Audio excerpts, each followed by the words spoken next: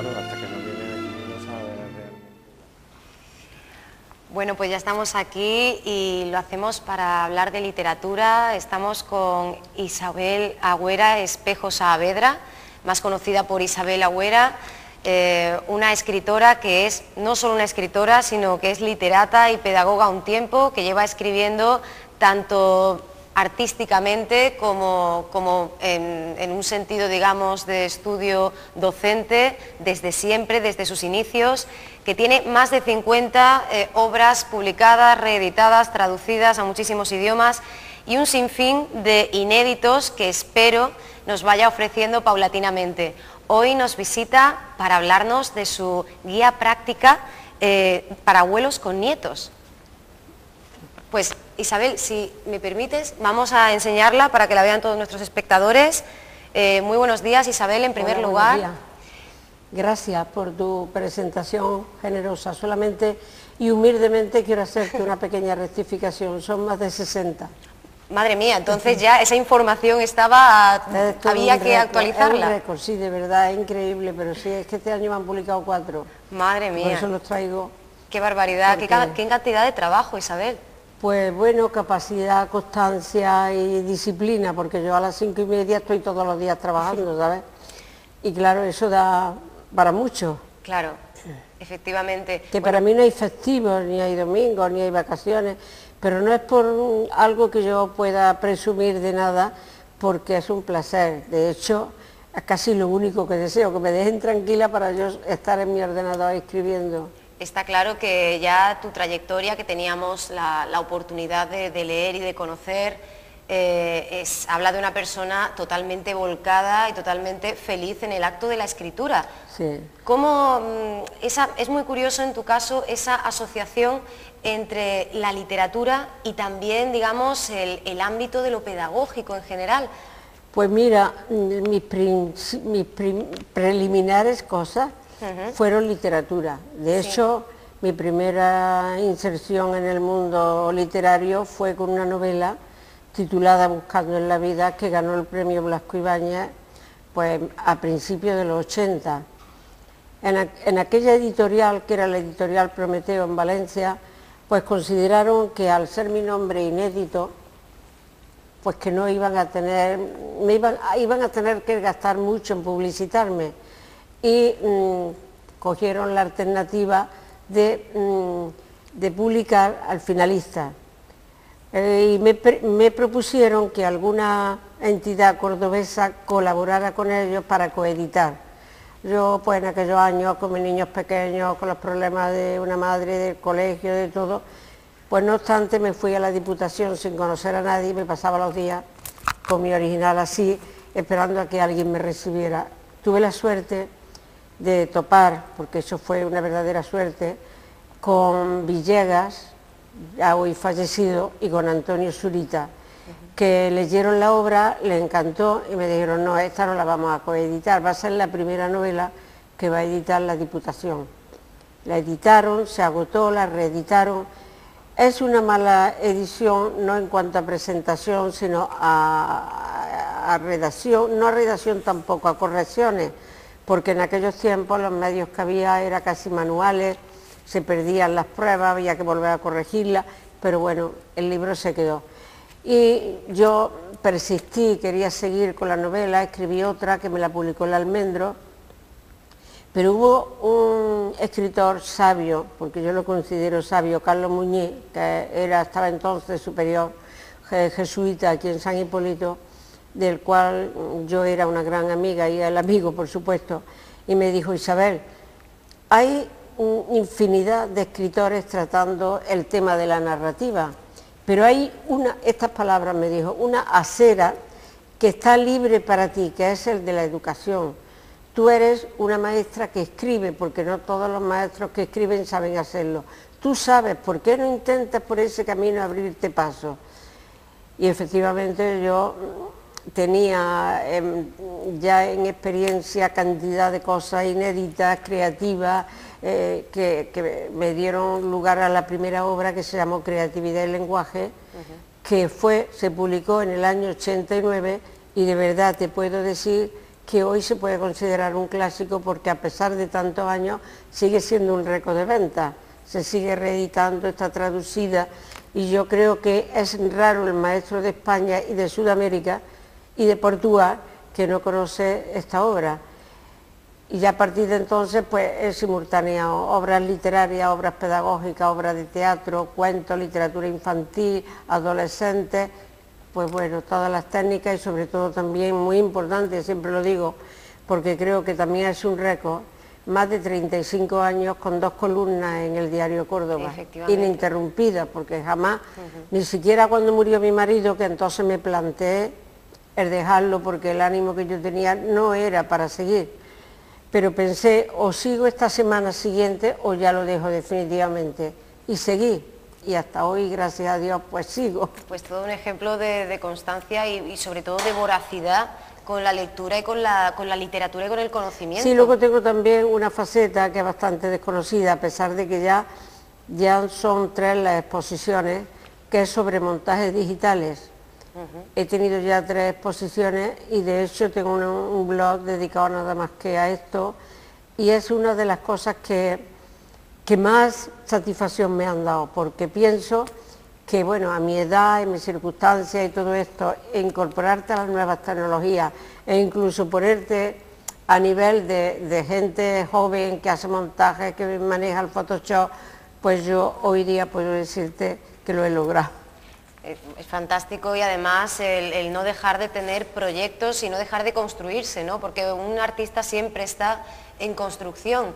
¿Qué nos podrías contar sobre esta guía práctica para abuelos con nietos? Pues bueno, esta guía práctica, este libro, está nacido como casi todo lo que yo escribo, no de teorías que coja de aquí y de allí, fácil de hacer, sino que está sacada de la propia experiencia.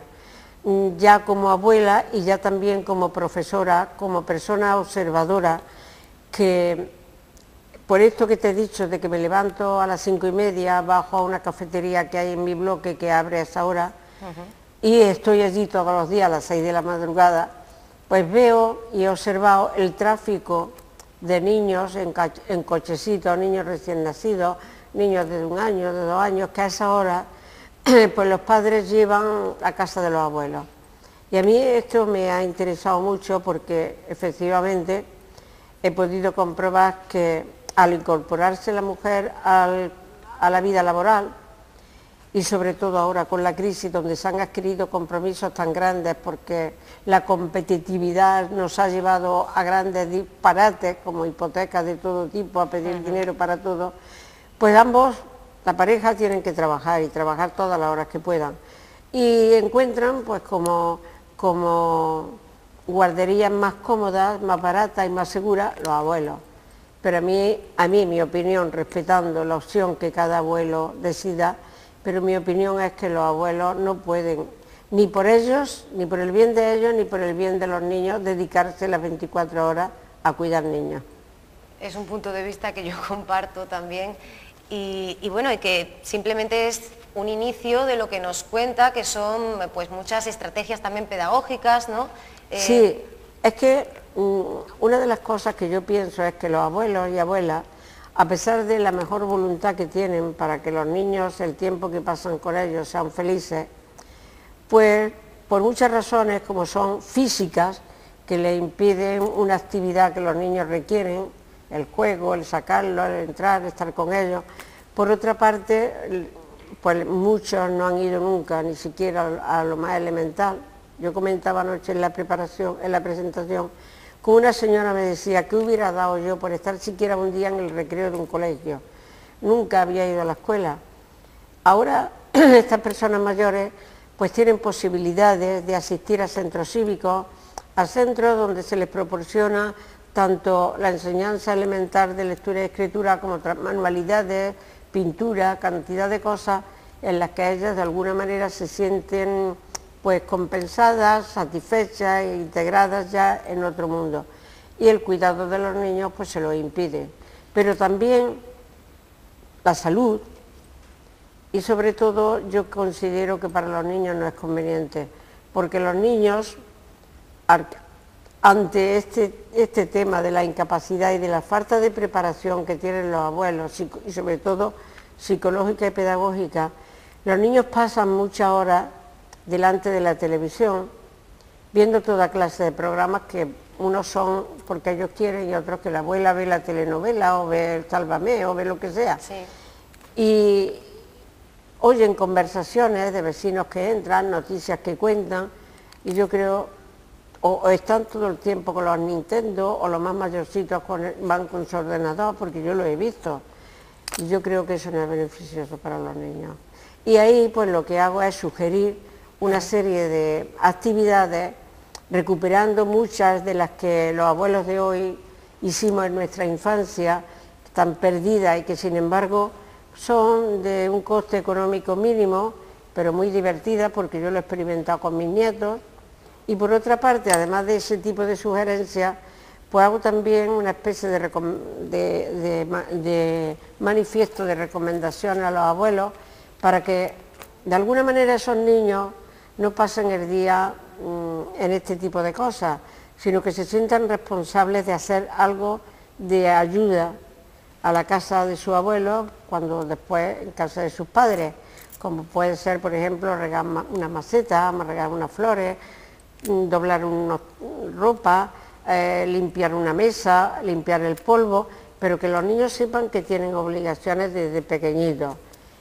Y en definitiva eso viene a ser el libro, recomendaciones, propuestas, sugerencias y también artículos que yo he ido dedicando a mis nietos con distintos motivos, cuando han nacido, cuando han hecho la primera comunión, cuando han cumplido años, pues que están ahí para que puedan ser válidos también para los abuelos en las mismas ocasiones. Y no solo para los abuelos, sino que yo creo que también beneficiaría mucho que este libro lo leyeran los padres, quizá. Mira, ese libro es válido para todo el que quiera, porque a mí me comentaba una doctora a la que yo suelo ir, que ella lo había comprado, ella estaba dirigiendo un taller de adultos y que las actividades que yo ahí sugiero la habían hecho para después llevarla, fíjate, a los niños que están hospitalizados con enfermedades o raras o incurables y que estaban pasándolos estupendamente con el libro. O sea que yo lo que más no me podía imaginar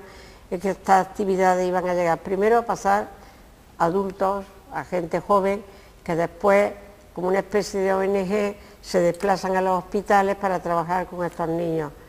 Y por supuesto para los padres que son los primeros responsables de la educación de los hijos, que no se sacudan, que con los abuelos lo que hacen es pasar el rato malamente o buenamente, pero nada más.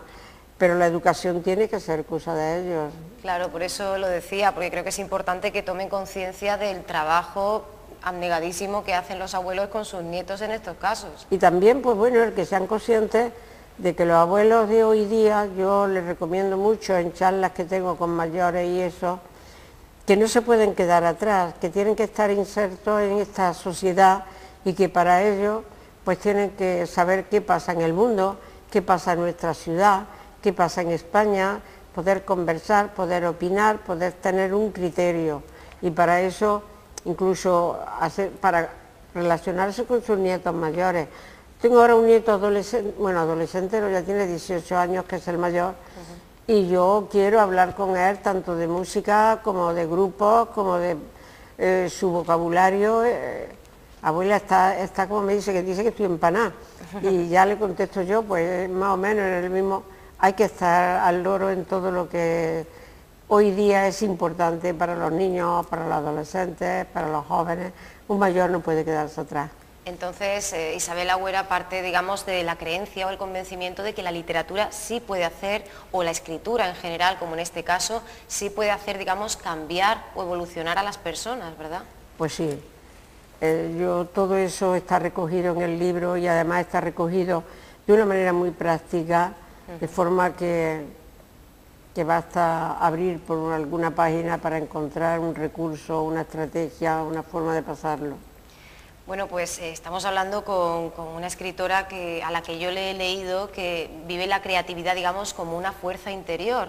Sí. Esto entiendo que motiva, pues como hemos apuntado al principio de la conversación, no solo esta guía práctica, sino muchísima más obra como la que nos traes. ¿Qué nos has traído, Isabel? Quería decirte ya para terminar con aquello que has dicho ahora mismo, que uno de los adjetivos que yo he recibido como más grato en mi vida ha sido el que mis alumnos, cuando me jubilé, pues presentaron una especie de panel en la que hablaban de mí y decían entonces: Isabel nunca ha sido una maestra de pizarra y pizarrín, ni de cuadernos y bolígrafos. Isabel ha sido ante todo una persona y nos ha inculcado lo más importante, la creatividad. Y por eso ellos me llamaban la maestra de la creatividad, sí. Es un título bonito y además muy significativo y muy edificante. Sí, yo, el que mis alumnos se manifiesten así cuando ya son adultos, creo que es lo más importante que a un maestro le pueda servir en la vida, de satisfacción por lo menos. Bueno, y desde el punto de vista exclusivamente literario, ¿en qué está trabajando ahora Isabel Agüera o en qué acaba de trabajar? Mira, después de ese libro, porque es que este libro se publicó, pero la editorial Almuzarat, pues por una parte tienen una política de no presentar los libros inmediatamente, porque no están en las librerías, porque ellos pretenden primero publicitarlos a través de la agencia EFE y los periódicos. De hecho, este verano me han llamado de todas las agencias, de todos los periódicos, incluso vino Televisión Española a mi casa 2 veces a hacerme un reportaje, sí, para el programa Gente. O sea, ellos pues hicieron una buena campaña, pero ahora ya se ha pasado un poco esto y ahora vienen ellos otra vez y presentan el libro, con lo cual el libro vuelve a estar en primera fila. Y de hecho me han comentado hoy varias personas que me han llamado que no pudieron ir a la presentación, que lo han buscado y le han dicho que está agotado. Yo creo que sí, porque de verdad que ha sido un libro que ha gustado muchísimo a abuelos, a padres, para regalarlo a los abuelos, para, en fin, nietos para sus abuelos, para los padres. Ha tenido una buena ventaja. Y después de eso, pues me han publicado que ya está más enfocado a los maestros, que se llama Creatividad, Lenguaje y Nuevas Tecnologías. O sea, es un libro en el que yo trato de conectar el quehacer diario en el aula con actividades de las que los niños llevan a cabo en el ordenador. Por ejemplo, el foro de la clase, el blog de la clase, el messenger de la clase, y digo cómo hacerlo, pues para motivarlos de una manera creativa, sobre todo a la lectoescritura. Y bueno, yo creo que es un libro muy práctico porque al mismo tiempo pues le enseño qué es una carpeta archivo, cómo se hace, y todo esto nació, fíjate, porque yo llevaba a la escuela una carpeta de estas que se abren así, y iba guardando los trabajos que seleccionaba de ellos por orden alfabético en los bolsillos, y a ellos les llamó mucho eso la atención y me dijeron que ellos querían tener también una. Ya, pues muy bien, pues cada uno que tenga la suya, vamos a proponer temas por orden alfabético y cada uno elija, por ejemplo, no sé, la F, la familia, la feria, la fiesta, bueno, pues escribieron lo que quisieron sobre eso y luego ya lo corregíamos y lo iban archivando. Y ya de ahí eso fue lo primero, pero ya después cuando se empezó con los ordenadores, pues yo ya les dije cómo, de la misma manera en un ordenador, una carpeta contiene archivos y lo entendieron perfectamente. O sea, luego yo hablo aquí de los dísticos, los trísticos, cómo hacer publicidad, cómo se hace un dístico, incluso cómo se puede resumir en un dístico, en un trístico, un tema, para repasarlo, y de hecho mis alumnos tenían infinidad de dísticos y trísticos seleccionados por temas, en los cuales pues para repasar cogían uno y lo más esencial como chuletas ya lo tenían. O sea, no sé, es que el mundo de la creatividad es increíble, es una maravilla. Y luego el último, que acaba casi de salir, es que ya es literario. Son relatos muy breves, porque a veces si quieres te leo uno muy breve, para que veas qué breve es. Este mismo se llama Daltónico. Él, acostumbrado a ser jefe de órdenes indiscutibles, se enfrascó en absurdo altercado con ella. El mantel es verde, decía. Ella, mujer de grandes intuiciones, le hacía frente convencida de su verdad. El mantel es rojo. Verde, rojo, rojo, verde. El tono de ambos se subía, llegando a oídos de un amigo común. Pobre, se dijo, se olvidan de que los dos son daltónicos. El mantel es marrón. Una cuarta persona que pasaba por allí dijo, qué disparate, si no hay mantel. O sea, trato de que se saque la conclusión de que las cosas no son ni blancas ni negras, sino que cada uno objetivamente o subjetivamente, que diga, las ve de una manera diferente. Es decir, que Isabel escriba literatura o nos escriba un tratado sobre sí, es un libro de autoayuda, más de tipo sociológico, siempre tiene ese chip, esa mentalidad de hablarnos en términos de educación y de intentar aportarnos digamos, las herramientas necesarias para que podamos reflexionar y para que podamos evolucionar como seres humanos. Sí, exacto. Es que mira, yo tengo una concepción del ser humano como alguien tan limitado, tan perdido, porque andamos siempre. Yo estoy escribiendo ahora un libro muy interesante, creo yo me lo creo, porque si no, no lo podría escribir, en el que digo, ¿sabes qué es Dios? Hablando con uno de los personajes. Dios es mucho dinero, cuanto más dinero, más Dios. Cuanto más poder y más banquero, más Dios eres. Y cuántos dioses no guardamos en el bolsillo por escalar, por subir, porque nos vean, por auparnos, que aquí estoy yo. ¿Y de qué sirve eso? Si cualquier día no amanecemos y se acabó todo, ya no hay nadie, que nuestra existencia queda borrada de la historia. Pues yo creo que como seres humanos tendríamos que ser más conscientes de esa provisionalidad, de esa fragilidad que somos y vivir los valores humanos. Yo suelo decir que todos vamos en un mismo tren, que al lado llevamos compañeros que se bajan a lo mejor antes que nosotros y que ni siquiera sabemos cómo es su voz, ni hemos mirado su cara, y a mí eso me produce una gran tristeza. Entonces yo trato de mirar y ver qué hay a mi alrededor y construir algo. Bueno, pues lleva construyendo muchísimo en forma de libro, en forma de texto. Isabel Agüera, muchísimas gracias por haber estado aquí, por habernos acompañado. Te queríamos preguntar si podemos adquirir la guía práctica para abuelos con nietos ahora mismo, porque nos comentabas que había estado agotado. Sí, no, bueno, está agotado, tengo yo que llamar a la editorial, porque en las librerías, cuando no lo tienen ellos, suelen decir que está agotado, pero a lo mejor no lo está, a lo mejor es que no lo tiene. Voy a llamar a la editorial, pero yo estoy casi segura que si alguien tiene empeño en comprarlo, pues a través de internet, encargándolo en el Corte Inglés o en cualquier librería, si no lo tienen, se lo traen seguro. Sí, porque es un muy buen regalo. Porque me extraña que la editorial lo tenga agotado y no lo haya Claro, es cuestión de tiempo. Si la venta acompaña, pues lo suyo es que el libro vuelva a estar disponible. Por eso digo que yo creo que no hay problema en comprarlo. El problema está en que si la librería tal no lo tiene, claro, pues está agotado, que lo pidan, que seguro que el libro llega, claro. Pues nada, Isabel, yo no me quería despedir de ti sin preguntarte por una información que leí ayer, en la cual se te comparaba con Gabriela Mistral. Y yo... ¿A mí? Sí. Y yo, claro, yo reflexionaba y decía, ¿cómo se tiene que sentir un escritor? Incluso Isabel, que lleva toda la vida escribiendo y que, bueno, que tiene ya un talento y una calidad más que probado, pero seguro que asusta, ¿verdad?, cuando nos asemejan a ídolos ya tan clásicos, prematuros, tan pesados, ¿verdad? Bueno, pues para empezar yo eso no lo he oído, ¿sabes? Pero para seguir te diré que me siento igual, que cuando hablan de mí, por ejemplo, anoche el editor, de verdad, que es como si estuvieran hablando de otra persona.